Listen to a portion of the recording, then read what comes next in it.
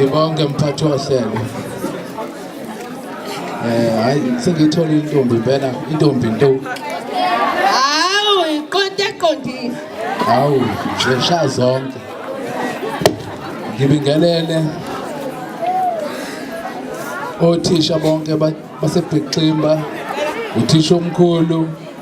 uvice principal, Sana silalele. ikomiti lonke. Lo khulumayo uNduna Ngubo.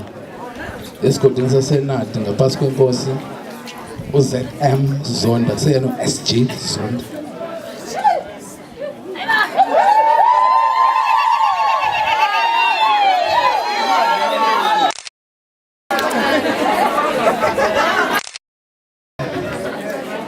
Bonke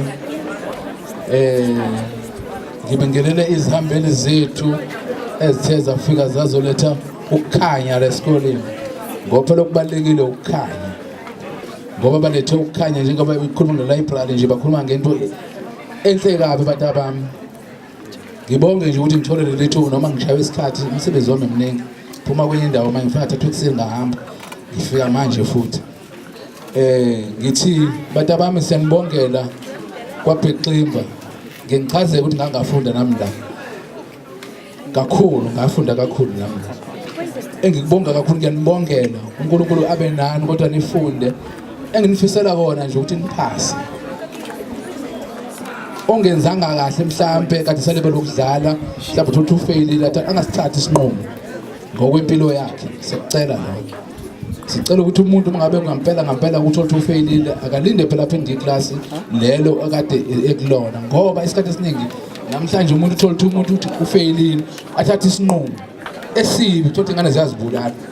thothi omunye adla amaphilisi ningi okwenzekayo esisithola manje okubuhlungu thothi manje sifanele songcwaba umntwana kanti umntwana nakenzanga kahle uhambe negroup errong kodwa kwaveza la ukuthi indaba uhamba namagroup kodwa amagroup manje isikhathi sokufunda kodwa namagroup lena le show usisi ngalana indaba omjolo ngithathe kancane nina mhlambe yena uyazi ngokuthi umjolo into enjani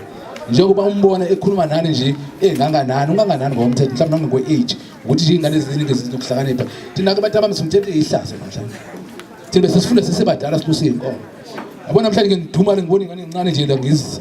esesifunda sithiwa ukufunda ugrade 8 grade bani thina yayingekho lonto abantu abami yayingekho sasingcindezelo kunesimanga wavuka ekuseni uye-DP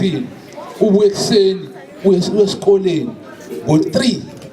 namhlanje abantu abami anilusa inkomo odadewethu abasapheki baphekele uma wabo bantu abamfundana ngiyanicela bona ngisho kunene niyongikhumbula ngasekho leya nduna yathi uNgubo iyasho bantu amasanaka into eziningi ezingeze nisize othisha oma benu obaba benu musofuna ukuthi ngase uthisha ngibona ukulingana nawe umajina njalo ushishamba ukufundisa la ngokuthi unganga nawe masumthetha noma kanjani kanti ufundile uyahola nihamba lapha uyohola lapha ona ohola lutho oholeni uphasa. Siyanicela ukuthi othisha abahlonipheni othisha nje silethela kothisha silethela ukuthi badele lo thisha silethela ukuthi nizofunda ngoba ngempela isikhathi seni lesi ukuthi sifuna unqubela phambili nini lebo mongameli kusasa nibe izinto zonke zemhlabeni enzazo abantu abami mzana benibambana kule mgaqweni athi ngikubambe mase ngipakathi zalo wafunda qabani nawe ngithi ngiyanicela abantu abami lokho abakulethile siyabonga kakhulu bantu abami sebancane kakhulu nginibona nila